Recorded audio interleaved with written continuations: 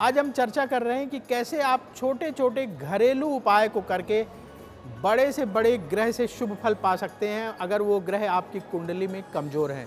पंडित जी, शनि की बात कर लिया जाए। शनि से वैसे ही लोग डरते हैं, तो अगर शनि से शुभ फल चाहिए, अगर शनि अच्छे रिजल्ट नहीं दे रहा है कुंडली के अनुसार, तो उन्हें क्या उपाय करना चाहिए? शनि का मतलब प्रवीण जी एक लाइन में है रोजगार। अगर शनि शुभ फल नहीं दे रहा है तो आपके रोजगार में, आपके करियर में दिक्कतें जरूर आएंगी। इसीलिए शनि को मजबूत जरूर करिए। क्या करेंगे शनि को मजबूत करने के लिए? खाने में यानी भोजन में और शरीर की मालिश के लिए सरसों के तेल का प्रयोग करेंगे। ज्यादा से ज्यादा प्रकाश का प्रयोग करें। जहां पढ़ते हैं, जहां सोते हैं, जहां रहते हैं, वहां अंधकार ना हो, प्रकाश अच्छा हो। बाल और दाढ़ी मूछ आप बड़ी रख सकते हैं। वैसे भी शनि वाले लोग बड़े बड़े बाल, बड़ी बड़ी दाढ़ी मूछें रखते हैं। स्टील के बर्तनों का प्रयोग करिए, भोजन करने के लिए अच्छा होगा। और जूते, चप्पल, पर्स, बेल्ट, ये अगर आप काले रंग की धारण करें तो आपके लिए बहुत शुभ होगा। शनि को मजबूत करने का सबसे आसान तरीका ये है कि आप जीवन में डिसिप्लिन से रहें, अनुशासन से रहें। जितने डिसिप्लिन से, जितनी ईमानदारी से आप जीवन में रहेंगे, आपका शनि उतना ही बेहतर होगा। अब वक्त है ऐसा क्यों जानने का।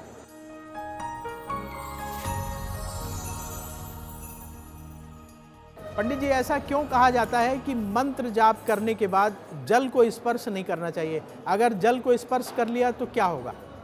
देखिए, जब आप मंत्र जप करते हैं तो आपके शरीर में एक तरह की ऊर्जा पैदा होती है। इसीलिए जमीन पर बैठ के मंत्र जप करने को मना करते हैं कि शरीर में जो ऊर्जा पैदा हो वो जमीन में ना चली जाए। इसीलिए जब आप मंत्र जप करते हैं तो शरीर में ऊर्जा पैदा होती है और वो 2-4-5 मिनट के बाद शरीर उसको एब्जॉर्व कर पाता है, सोख पाता है।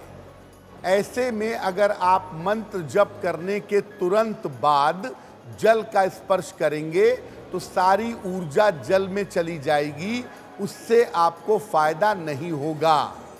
इसीलिए मंत्र जप करने के बाद कम से कम 5 से 10 मिनट का गैप करना चाहिए। 5 से 10 मिनट के बाद ही आपको जल का स्पर्श करना चाहिए। अब बात कर लेते हैं, राहु केतु यदि कुंडली में अनुकूल नहीं है, उनसे अच्छे रिजल्ट नहीं मिल रहे हैं, तो क्या करना चाहिए? पंडित जी, राहु ऐसे ही डराता है, अगर ये कुंडली में अनुकूल नहीं है तो और परेशान करेगा। उसी तरह से केतु भी काम करता है। तो अगर राहु केतु अनुकूल नहीं है तो ऐसी स्थिति में क्या सरल उपाय करना चाहिए? प्रवीण जी, वर्तमान समय में राहु केतु अगर अनुकूल नहीं है तो आपको जीवन में सफलता नहीं मिलेगी, आप ऊंचाइयों तक नहीं पहुंचेंगे। तो अगर आप राहु केतु को मजबूत करना चाहते हैं तो क्या करेंगे? रोज सवेरे स्नान जरूर करिए, साफ सुथरे रहिए, रोज नहाइए। सुबह खाली पेट तुलसी के 2 पत्ते खाइए। फास्ट फूड खाना बिल्कुल बंद कर दीजिए।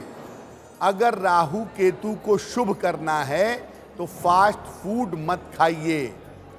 सप्ताह में एक दिन किसी धर्म स्थान पर या किसी मंदिर में जाएं और वहां जाकर के प्रार्थना करें। चंदन का तिलक या चंदन की सुगंध नियमित रूप से आप लगाएं, आपको निश्चित रूप से लाभ होगा। राहु केतु का दुष्प्रभाव आपके जीवन से समाप्त होगा।